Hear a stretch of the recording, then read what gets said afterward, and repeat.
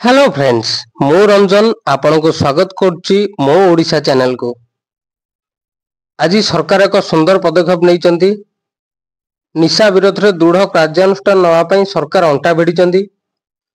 तो देखंतु एथिरे मुख्य भूमिका बहन करिवे समस्त एसएचजी महिला। प्रति गाँव रे महिला मानक दायित्व दिया जिवो जे सेमाने केमिति निशा निवारण उपर गुरुत्व देवे। प्रति गाँव रे प्रचार प्रसार करिवे निशा निवारणर एसएचजी महिला माने। ओडिशा केमिति मद मुक्त एवं निशा मुक्त हबो ता उपरे गुरुत्व दैचंती राज्य सरकार। समस्त बेआईन मद दुकान को उठाई दिया जिवो एवं जो मद दुकान स्कूल एवं कॉलेज पाखरे अछि बेआईन मद दुकान गुड़िक तो ताको सरकार तुरंत उठाई देवा पई पदक्षेप नैचंती। नुआ अबकारी नीति रे आंध्र मॉडल रे हबो ओडिशा रु मद निवारण। देखंतु जो माने हमर विभागीय सचिव रहिले से माने आंध्र जिबे, आंध्र मॉडल को अनुसरण करिवे।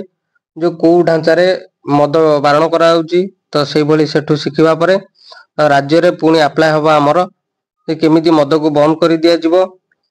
देखंतु मद निवारण सप्ताह गोटे आरंभ हबो जोटा कि मे 31 रु आरंभ होई जून 26 रे शेष हबो।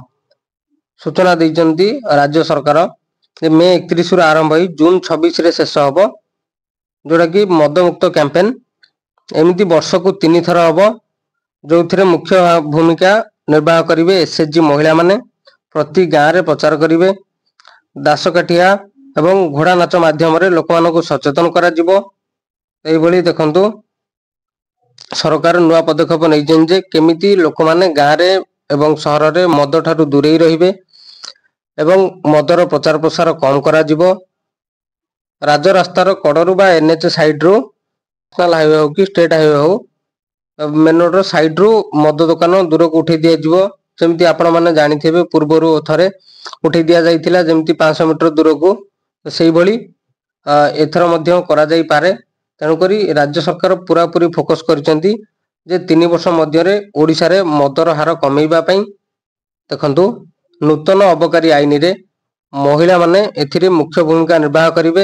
एसएचजी महिला बा मिशन शक्ति एथिरे मिसी काम करिवो जेमती ओडिसा रु मद कमी जाए। देखंतु ये एक राज्य सरकार को सुंदर पदक्षेप जो थरे कि समस्ते उपकृत हेबे।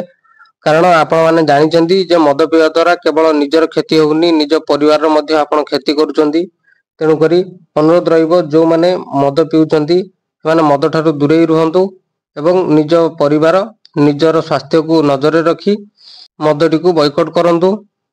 देखंतु आ गुटे मोर अनुरोध रहिबो जेतले मद कैंपेन आरंभ होउची ताले समस्ते एथिरे भागीदार होंतु। केवल महिला नुहंती जो माने दर्शक ए वीडियोटी को देखुचंती समस्त को अनुरोध रहिबो निशा ठारू दूरेई रुहंतु एवं निशा मुक्त ओडिशा गठन रे आपनकर भूमिका गुरुत्वपूर्ण रहिछि। तेणु करी आपण मध्य निजको एथिरे शामिल करंतु। सरकारंकर एई नुआ पदक्षेप रे आपनक सहाय्य निहाती आवश्यक। तेणु करी आपण माने मद ठारू दूरेई रहिबा सहित लोक मानक सचेतन करंतु जे केमिति सेमान मध्य मद ठारू दूरेई रहिबे।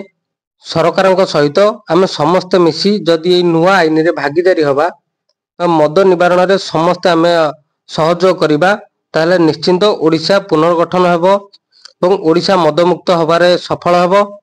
जाकी राज्य सरकार लक्ष्य रखिचंती मद मुक्त हवा द्वारा ओडिशार उन्नति हबो।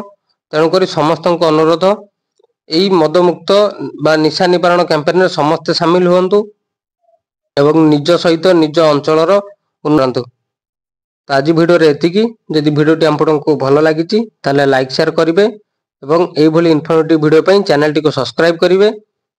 वीडियोटी शेष पर्यंत देखिथिबारु बहुत बहुत धन्यवाद।